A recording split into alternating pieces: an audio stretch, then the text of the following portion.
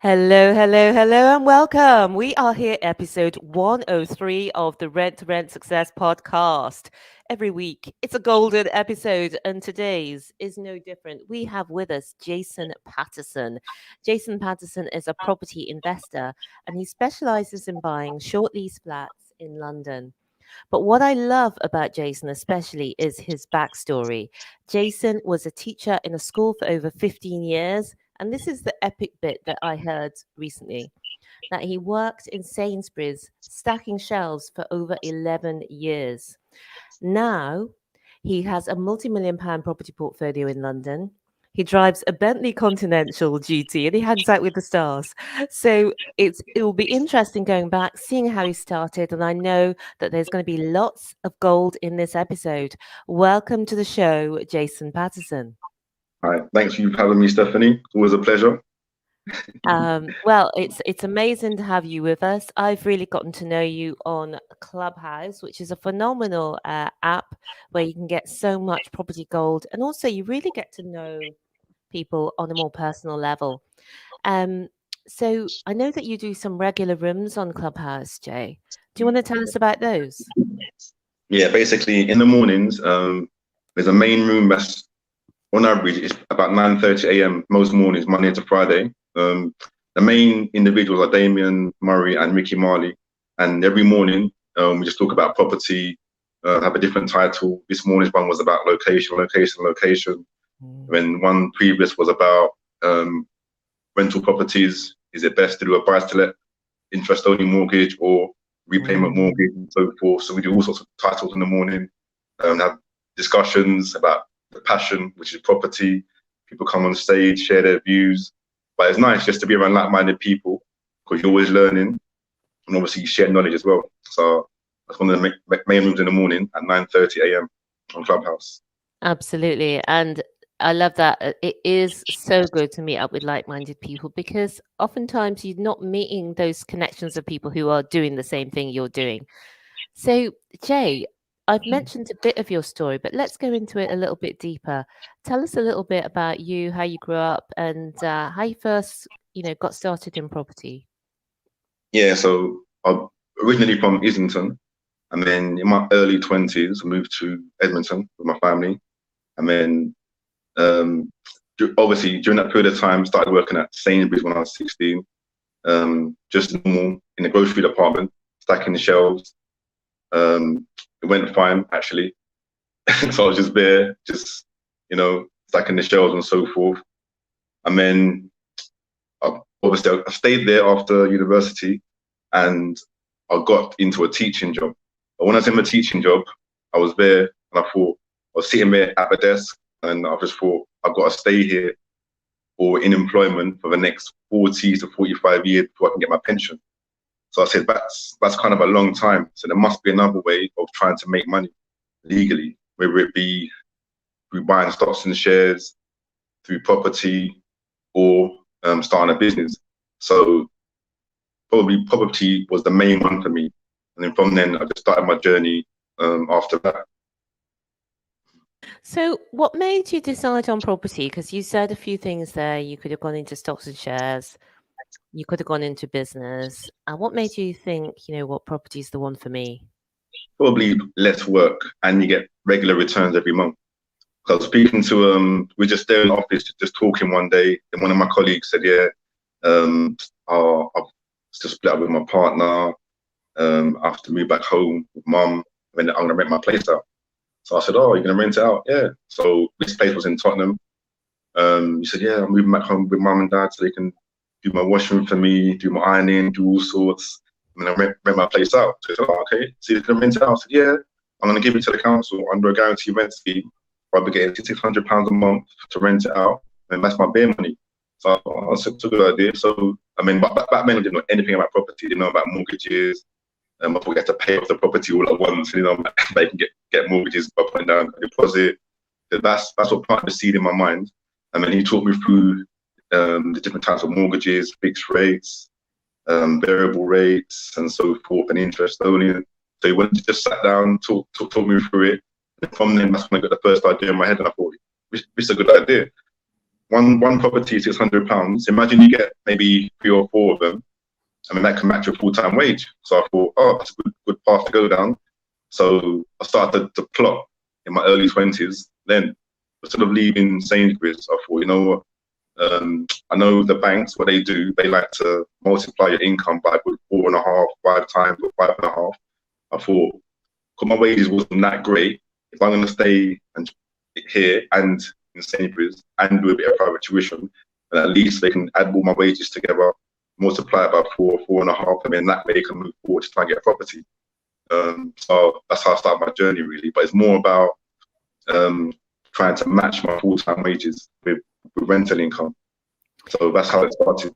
I'm so glad I asked you that question, Jason, because that's the bombshell, isn't it? When you first get that bit of information and you literally head explodes.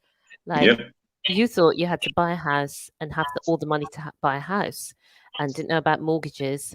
And then suddenly this guy's telling you, no, somebody gives you the money, or not gives you, somebody lends you the money to buy the house. And meantime, you can make money off it. But it didn't end there, because you became very intentional. Once you found out about it, you delved into it. You found out about the banks working out how much mortgage they want to lend you, how much money they want to lend you for a house based on what your income is. And this is what blew my mind. You were working full-time as a teacher. You then stayed on at Sainsbury's for 11 years stacking shelves, and you were tutoring part-time privately, all to build up the income so that you could intentionally get these mortgages and do buy-to-let. And what we haven't mentioned is you stayed at home with your parents for quite a long time, much longer than people typically do. Yeah, because that's your safety net. Because if anything was to go wrong, at least you got, oh, I've got a roof over my head, still getting cooked food every night, still can wash my clothes. So that was my safety net. So I thought, while I was at home, may as well make use of that opportunity and just try to move forward. So I bought my first one when I was at home. I think I might have been about 24, 25-ish. I started looking into it. Before that, actually, I went into the bank. I went into a bank called Cheltenham and Gloucester. It's no longer around. And then I sat down. I just went in there. I said, I'd like to buy a property. And then he said, so how much do you earn? And then the guy just laughed. He's like, no, you can't just come in here and then just apply for a mortgage like that. You have to go through these channels, this and that. He's earning this much as well. He just consolidated what my work colleague said to me before. So I went away, made some mental notes, done a plan, and when I came back, obviously, I bought my first one after that. But initially, I didn't have a clue. I had to clue myself up, do a bit of research. Just done research. I mean, from then, I just moved forward. But I was quite lucky, quite lucky. Do you mind if I ask you, Jason, because there might be people listening here who consider themselves to be on, you said you thought you were on a lower salary. Do you mind if I ask you what you were earning back in those days? Yeah, it's about my first full-time one was about 17,500. Yeah, 17,500 when I was doing the Sainsbury's. But I started Sainsbury's on £3.28 an hour. Wow. And then I think, I stopped because obviously when you get older, you get like standard of living pay rises of maybe 10 pence an hour or 15 pence an hour and so forth. But I was doing overtime as well. So because I was a good worker, so some of the time the checkouts saw me working and said, oh, Jason, we'll do some overtime on checkouts. So I got till trains, and I got a bit of trolleys, like what Gavin Sherman used to do as well. He used to work in the supermarkets. Me and him had a good chat on Clubhouse about doing the trolleys in the supermarket. Done overtime and night shifts. When you used to do night shifts, on a Saturday night, it was, on a Saturday, it was time and a half. And then on a Sunday, it was double pay. So if you started at 10 p.m. on a Saturday night and then worked through until 7 a.m. Sunday morning, then it's more or less like double money. So whenever there was a slot available and someone phoned in sick, the night shift manager would message me and say, oh, Jason, you're available to work. So if I wasn't going out that Saturday evening, then straight to work. And then on that Saturday daytime, I used to do my normal shift as well. So I get there at 6 a.m. on a Saturday. Sometimes I start on the bread aisle, 6 to 8 on the bread aisle. And after that, move over to grocery. putting out the waters and so forth. And then I finish at 2 o'clock. But if the next person after me phoned in sick, then a lot of the time they phoned in sick because they must have gone out on the lash on the Friday night, and then they can't get up for the Saturday. So it's, oh, Jason, so-and-so's phoned in sick. Can you cover their shift? I'm like, you know what, let me just do it. So sometimes I work from 6 till 8, and then maybe go to my grand's house, sleep for a couple hours, and then do 10 p.m. till 7 a.m. and then just do it that way. So I was grafting just to get the money together initially. I love it so much because you know what you mentioned, or I heard you say in another room that some friends thought you were a bit crazy because after they graduate from the university, they gave up their jobs in Sainsbury's, etc. You carried on. You were still living at home. You were working as a teacher, but the people who were laughing then, now, the life that you've created for yourself with the portfolio that you've been able to build up. And, you know, we were just talking earlier and you were saying that actually you have to be quite intentional on finding things to do now that you're no longer working as a teacher. Because the freedom of time is valuable. I don't, sorry. Yeah, let's talk about getting that first deal, because you got a bit of information off this fellow teacher who had been this way before and pointed things out to you. So tell us how you went from having that idea, getting turned down for that first, well, the estate agent laughing in your face basically, and to where you actually could buy. Tell us about that. Yeah, so basically he bought his first flat in Tottenham, I think, for like 52,000. So I knew 1-bedroom flats were quite, not cheapish, but they were relevant, or kind of in line with what it is at that time. So I knew I needed around maybe £10,000, £12,000 of a deposit, the legals, any stamp duty as well. So I set myself a target to try and save that while I was at home. So like I said, did a lot of overtime. Didn't pay my mum that much rent, something like, I think it was maybe £50 a week or something like that, nothing too heavy. So I had quite a bit of money there to actually save. So I put that aside, and then at the time there wasn't any Rightmove or Zoopla or themarket.com. So looked in the Enfield Gazette, the Enfield Independent, papers came out every Wednesday, put them through your door. So I looked through them, and I saw this one property, a 1-bedroom flat for 70,000 in Enfield. So I've done the maths, because maths teacher, obviously, so I had all the skills there. And I worked out how much I needed to roughly earn in order to purchase it. I didn't fully know the calculations what the bank did, but I knew roughly what they were and how much I needed. So I looked at it, booked an appointment over the phone, went to go and view it, and then, just took it from there. I knew I had to be on the voters roll. Needed to have my 3 months wage slips, bank statements, need to have good credit as well, check my Experian credit report, and also Equifax, make sure there's no late T-Mobile bills or EE bills nowadays, and anything like that. Make sure everything was clean, everything was ready. And then went into Halifax Bank, because the normal bank, and you go to a normal broker, because I didn't know about brokers then. Went into the bank, Halifax said, that will give me a mortgage for this amount. Showed them all my basically 3 sets of wage slips and everything, and it just went through. So it was nice. And then after that, because my friend had his scheme was a guaranteed rent scheme with a council, so he hooked me up with his contact at the council, who's still there today, and he gave me a nice contract for 2 years on the guaranteed rent scheme.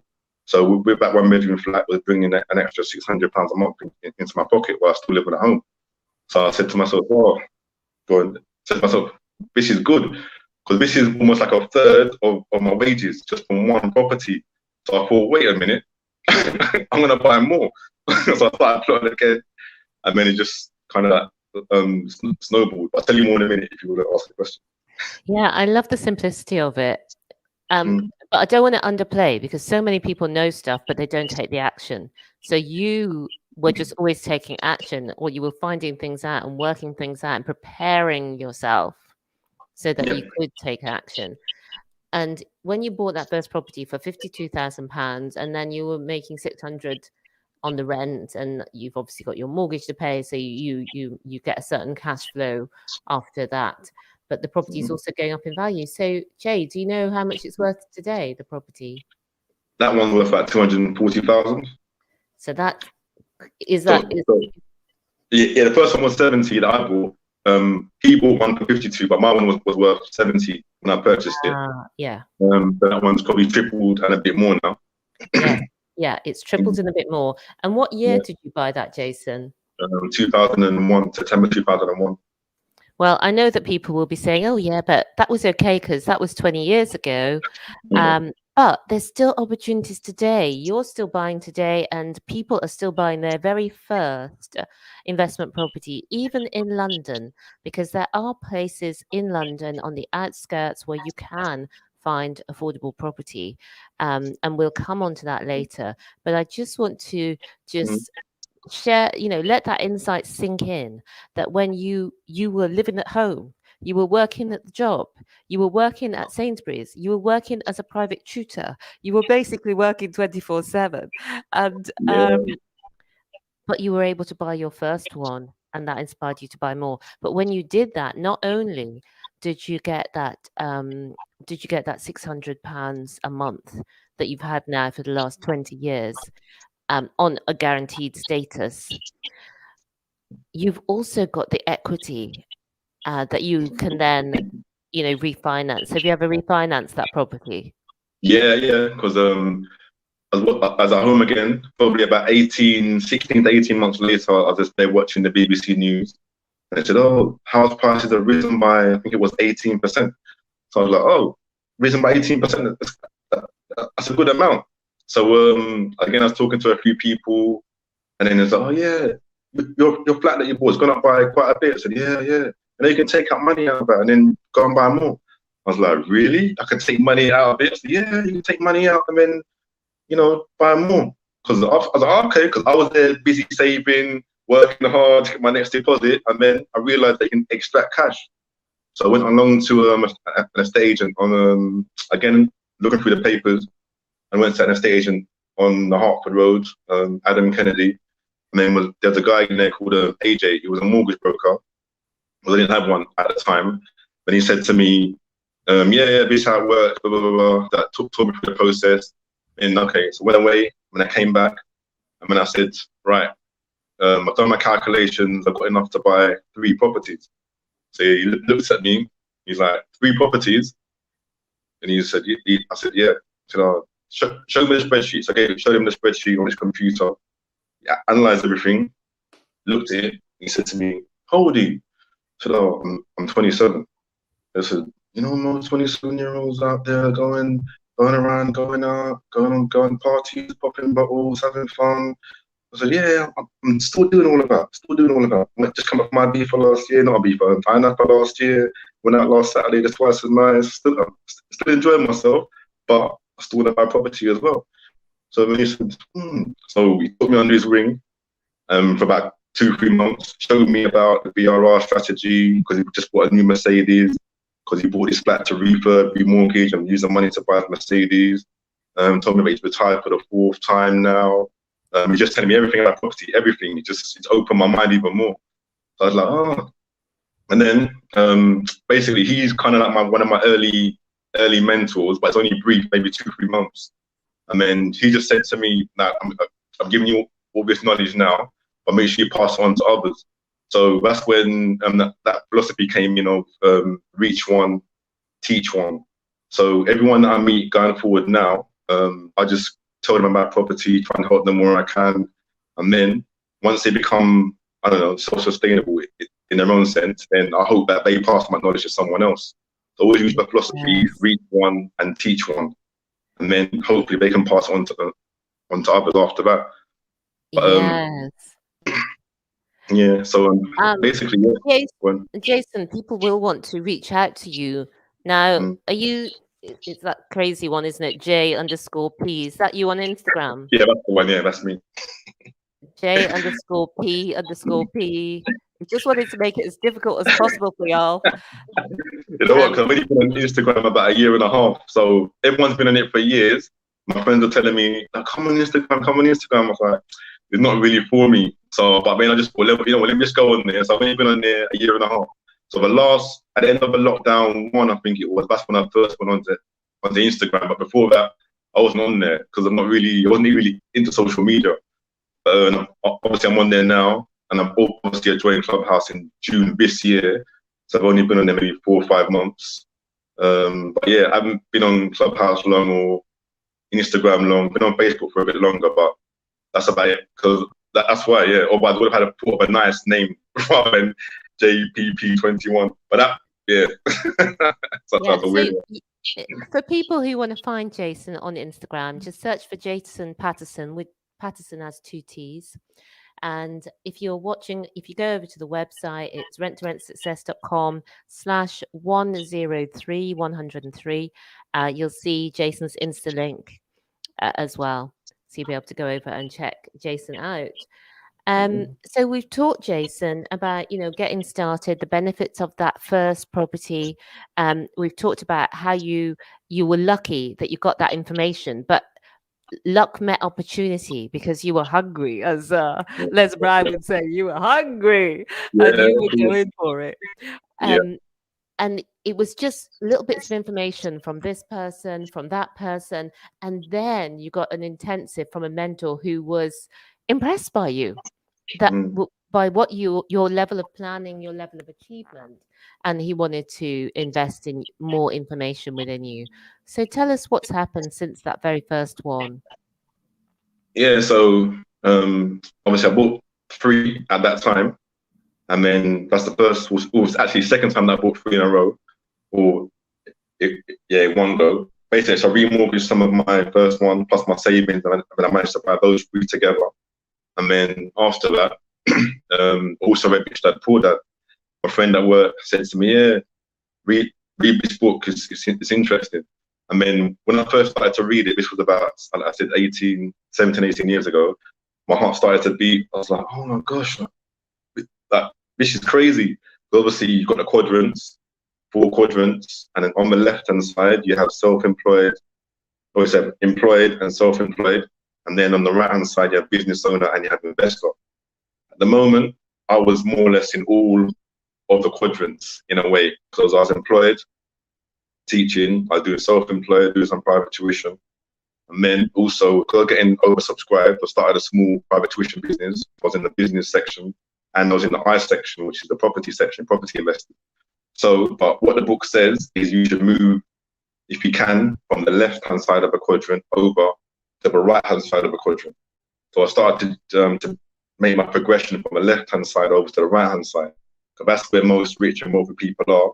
And on the right-hand side, your money works for you rather than you working for your money. And that's where I wanted to be. So yeah, since I'm meeting AJ, and that's how it all started. I mean, I bought those 3 off him. I mean, he retired for the 4th time, so I didn't see him again after that.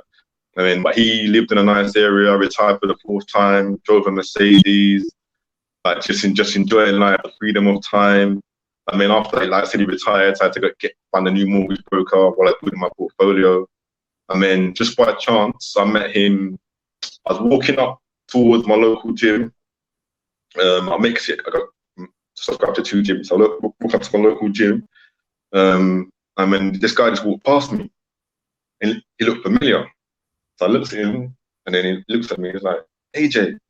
He's like, Jason, it's AJ. He's like, oh, long time. Like, how are you? He says, oh, I haven't seen you for years. How long has it been? I said, oh, I was good, at least 15, 16, 17 years. Yeah, I haven't seen you. Oh, what are you up to? Yeah. He says to me, yeah, I just live around the corner. Oh, okay, I just live down the road. Yeah, just going to the gym. So, oh, yeah, I go to the gym sometimes as well. He said to me, are you still buying? Yeah, I'm still buying. And then we arranged a lunch date. So I met him for lunch with a good chat, good catch up, see what he's been doing and this and that. And then, so he asked me how many properties I have now. So I told him, and he looked at me and said, Jason, when I met you, you only had 1 property. I said, yeah, I know. I've just been buying all these years. He said, oh, you know what? Now you have more properties than me. So I was like, really? So I was like, yeah, you got more properties than me. So in my mind, I was like, whoa. So this guy who was put him on a pedestal, like way up there, I was thinking, yeah, one day I'd love to be like you, just the freedom of time, all this rental income coming in, all these properties. And now I live in the same area as him, got more properties than him as well, got the freedom of time. So it's way things have turned out, it's just weird. It's like your rivals, when your idols become your rivals. It's like a weird kind of scenario. And then sometimes when you're younger, or when you're just at the beginning of your journey, and you look at other people and you're thinking, whoa, like, I'd love to be in that situation where you ever had a nice house or a nice car, or you got all these income coming in, you got freedom of time. I'd love to have that, but that's out of my reach. Like, it's impossible. I don't think I can do it. But that's not true. You know, I'm living proof, for example, that's not true. Same with Damon. Damon was talking about the other day. He's got more properties than the person that helped him when he was younger. So it's weird. And even Steve Jobs said it. It's like when you start putting things into life and start poking life, then things will come back at you. I mean, when you're thinking, oh, I can change things, I can grow, I can develop. It's weird. So don't try to limit yourself and think, oh, that person's too far gone. There's no way I'm trying to catch them or be like them or come close to them. Just do your own journey. And then over time, hopefully you just progress, achieve what you want to achieve. And then when you look back, then, I've come a long way. But the main thing is just to start, like you said, take action. I mean, just try and move forward, because no one knows when the journey's gonna end. You know what I mean? Just take action and then just start your journey, because anything is possible. Absolutely, because nobody would say, "Oh, yeah, Jason Patterson's definitely going to have a multi-million property portfolio, be swanking around in his Bentley and all of that." Because at the end of the day, you started off, you were on 17K, but it was a year working as a teacher, and the only difference between you and somebody else who doesn't do that is you decided to create it for yourself. You were very intentional about what you did. You decided when you heard that person, your fellow teacher, had a property renting out, to rent out a property, and you worked out everything you needed to do to get there. So let's just come up to the present day. Give us a picture of where you are at now since that very first property. Yeah, so things have evolved. I started off with just normal buy-to-lets, vanilla buy-to-lets, and then I become more knowledgeable and more experienced, and I moved over to a bit of BRR, so buy, refurb, refinance. So I was buying flats that needed a bit of work doing to it, changing the windows, changing the carpets, maybe doing a bathroom and a kitchen. And then I've evolved again into reconfiguring. So I buy, again, flats, leasehold properties, sometimes above shops, sometimes conversions, sometimes purpose-built ones where I can change it from a 1-bed to a 2-bed or a 2-bed to a 3-bed, as well as refurbing it. And then I've evolved it again into buying properties with short leases. I mean, there's a lot of value to add it with properties with short leases. So like I used to say before, if you find one where it has a short lease, you can reconfigure it from 1-bed to a 2-bed or a 2-bed to a 3-bed and a refurb. I call them ones a triple threat. So if you can find a triple threat, you can make a lot of money off them ones. But if not, you can just go for ones with short leases, and then you can add the value that way. So basically, when you buy a property with a short lease, it's like doing a BRR, but it's the paper version of the BRR. Just sign a few documents, negotiate with the freeholder, and then it creates an uplift in value of what I look for a minimum of about 20-25% uplift. We just had a short lease only. So that's what I'm doing at the moment. It's quite creative, because as the world and the economy and the property market changes, you have to be more creative in your strategies, because some strategies may not work as well as others nowadays, because interest rates are involved, different governments, prices are rising, all sorts of things happening. There's many moving parts. So as there's so many moving parts, you have to evolve as an investor along the way. What worked for you 20 years ago may not work for you now. Obviously, there's other new strategies as well, like rent-to-rent, lease option agreements, and deal source, and etc. But you can also evolve within your own section. So I like leasehold, so I've just evolved within the leasehold section. So that's what I've done. Yeah, and give us an example of a deal you did recently. I know that you mainly buy in North London. Have I got that right? Yeah, that's correct. Yeah. Yeah. So because people think, oh, you can't invest in London. So I'd love to know how you do it, Jason. Give us some of the numbers. All right. Yes, I've got one here. It's 1-bedroom flat. This one was purchased during lockdown 1. Yeah, I think I completed on 3 during lockdown 1. That's March 2020. April 2020 and June 2020, and 2 of them were short lease flats. So this is an example of one of them. So this is a 1-bedroom flat purchased for 155. The reason why it's so cheap is because it has a 64-year lease on it. So a 64-year lease. So any lease that is below 80 years, which is the marriage value, the value of a flat starts to diminish. So it becomes cheaper and cheaper and cheaper. Because at some point, you're going to have to extend that lease. Otherwise, after 64 years, in theory, you have to give the property back to the freeholder. But there's value to be added buying leases with or properties with short-term leases. So basically, I bought it for 155, 64-year lease. Then the lease extension cost for this particular one was £15,466, and that was for an additional 90 years on top of what it is now. With actually, this one was not with peppercorn ground rent. This one with a rent of around 250. So I negotiated with the freeholder myself actually, but this one with ground rent of 250. So it wasn't too bad for the 15k to extend it for 90 years. So it wasn't too bad because the figures worked out, as you're going to see in a minute. All right. So with lease extensions, you have to pay for the lease extension cost, the surveyor, which probably costs about £1,000, and you have to pay for their legal side of it as well. And in this case, it was roughly about 1,320, which is their legal fees.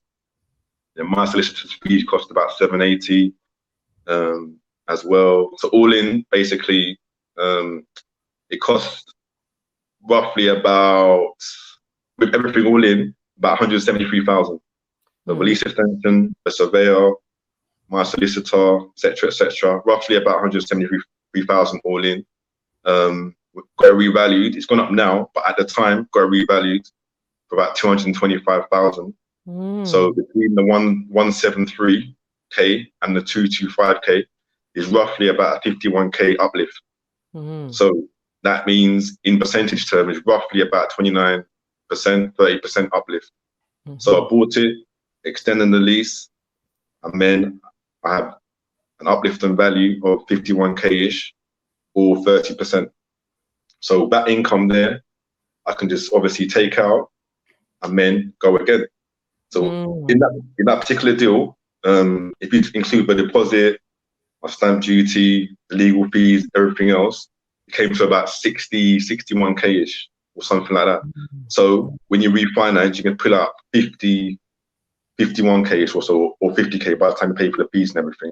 So I'm leaving probably about 10 grand in the deal. I mean, I've also got a property to rent out afterwards as well under the guaranteed rent scheme that I do. So it's a no-brainer. So I just keep on doing that. So that's a typical example. And the guaranteed rent scheme is great with the council because you're not liable for maintenance either, are you? Yeah, exactly. If anything heavy goes wrong, like for example, if it's got a boiler that's broken, then yeah, you need to fix it.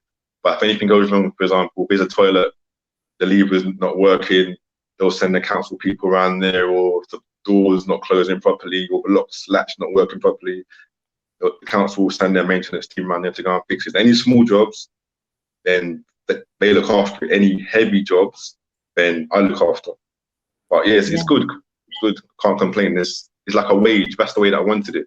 Obviously, I can get more on the open market, maybe £100 to £125 more on the open market.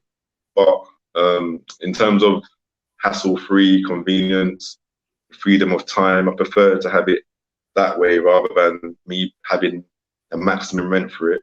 I mean, having a bit more work to do with the property because I like the value of time, basically. So yeah. And actually, that's the reason why landlords, some landlords like rent to rent, because they just want to know what money's coming in. They don't want to be dealing with any foolishness, and they want to live their life. And for you, yes, the cash flow is important, but also that the capital appreciation you're making is phenomenal, because even on the first one you bought 70k, it's now worth 240k, and then you've got all of these other assets which are all growing in value too, and over time. So you start growing like this, saving in between,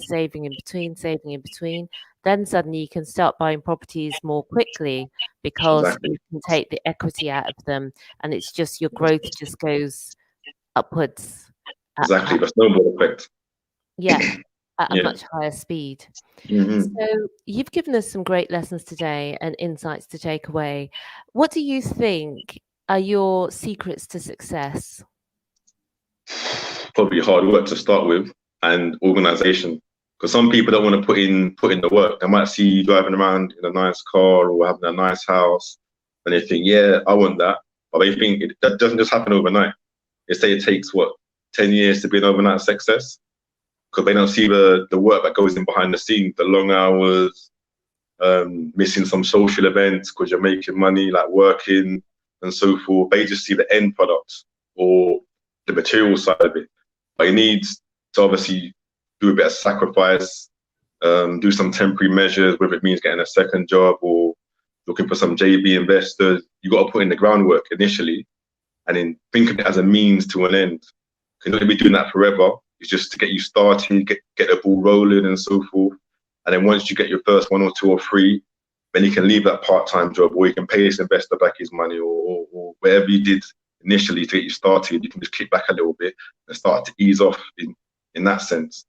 But yeah, I'll say hard work, organization, and having a nice, strong power team that you build up over the years is vital.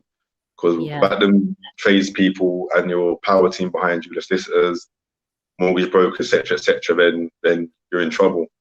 you're in big trouble. So Yeah. that's what I recommend as well. Yeah, when I first started, I didn't have many people around me that were into it. Everyone was all playing FIFA and Tekken and Street Fighter, and then we going to property investor events at Excel twice a year. I just gone by myself because no one really wanted to go. So it's come back now. Obviously, I remember Mark Lloyd and a few of the others, and some of the Clubhouse people went there as well recently. But asked me if I was going. I said no. I went for about 12, 13 years straight because it was on twice a year, and I used to go every single time. Just go around, be around like-minded people, network, chat, basically like a real life Clubhouse kind of thing in a way, but just twice a year. Because no one, like I said, wasn't really into it. I mean, now you've got all these other forums where you can just discuss and be around like-minded people, like Clubhouse, doing podcasts on like channels like this. We've got Facebook groups, we've got networking events, we've got all sorts now. But it's good to be around like-minded people, and that will help you to push forward and move forward. So if you're not around the right people, then it's going to be hard for you to progress and to grow. You need positive, like-minded people around you, and then you can move forward and be successful. Absolutely, you do. And if we look back to your story, you were at that school, and it was just because you happened to be working at the same school as somebody who was not even a property investor. They'd got divorced and they were renting out their own home, but that person was able to give you some big light bulb moments. You can get a mortgage, you can rent out a property. So that's the importance of being around like-minded people. Otherwise, your journey may never have started. Exactly. So Jason, you help other investors to get started in property who are not as far along the journey as you. And what's the biggest mistake that you see people making when they want to get started in property? Well, I'm not sure about mistake, but there's a lot of confusion. There's so many different strategies out there, and everyone's just, oh, I want to do this strategy. No, I want to do this strategy. I want to do this strategy. So, as you know already, there's the modern strategies, which I didn't know about from when I was earlier. There's rent to rent, there's deal sourcing, there's lease option agreements. Those are the newish ones. We've got the old time ones, like the vanilla buy to let, buy refurb, refinance, flipping properties. We've got the old side of it as well. So, but there's so many strategies out there. What they sometimes do, oh yeah, you got SA as well, service accommodation, rent to SAs. A lot of them, they try and just go with the money. But I tell them, look, you've got all these strategies out there. Choose one that you're comfortable with. I know SA might bring you the most money, service accommodation might bring you the most money, but sometimes some people might not feel comfortable with it. Like, for example, my strategy, which is a short leases or buying leasehold properties, some people aren't comfortable with paying the service charge and ground rent every year. They just prefer freehold only. So if it doesn't sit right with you, don't go with that strategy. Go with a strategy that you like and you feel comfortable with and one that you enjoy. because sometimes you get into this, I don't know, like buy-to-lets or renting the property out yourself, or I don't know, SA, and thinking, oh, can't take this anymore. I don't know why I'm doing this. I shouldn't have listened to that guy. Just choose a strategy that you enjoy. Yeah, the money is obviously important, but not as important. It's about choosing a strategy that you're comfortable with, that you can progress with. And if you are going to get a mentor, choose one that is doing it in that particular area, or is doing it or has done it. For example, I'm helping people to buy properties in Doncaster and in North London. So those are my two specialist areas. So if you're buying in Doncaster, got all the team up there as well. So if you need any plumbers, electricians, builders, estate agents, etc., it's all covered. Viewings, all that kind of stuff. Got in the presentation that I've done, I've got a list of what exactly is needed. For example, if you're buying a house up there for like 75k or 78k, one of the two, 3-bedroom house. I've broken it down, how much you need for stamp duty, the legals, deposit-wise, etc. So I help people in that sense. But yeah, just choose a strategy that you enjoy, just so you can move forward a bit. And then after the first 2 or 3 or so, then you can maybe evolve, get more confident, more knowledgeable, but you can evolve into other strategies. But choose one that you resonates with you and you only. Don't listen to other people. Yeah. That's what I would say initially. Absolutely, Jason. I recently did a podcast episode on the 3 biggest mistakes people made when getting started in rent to rent. And that was number 1, they don't focus on one thing. And they don't get it done as a result. So focus. Now, where can people get this presentation about investing in Doncaster? Oh, I've got a YouTube link, which I'm not sure if I added it to your list or not. But I can send it to you afterwards if need be. Yeah. Or if you type in my name, Jason Patterson, on YouTube, put Jason Patterson short leases, and it should come up. Because there's a few comedians on there, it's all cool with my name. But I'm not them, it's not me. you're quite funny as well, Jay. So Jason Patterson, yes, you can also get him on Instagram, and we will get that link, Jason, and we can add that to the show notes, renttoRentSuccess.com/103 for that link to that video. And how is the best way for people to contact you if they're interested in being mentored by you, either buying in Doncaster or buying in North London? Oh yeah, they can just DM me on Instagram, which is on the screen, I think, or the bottom of the link. Yeah. Oh, I'll put it back on the screen at J_P_P_21, because he did make it easy for us. It's on the screen at renttoRentSuccess.com/103. So I want to thank you, Jason, for coming in and delivering the gold dust for us today.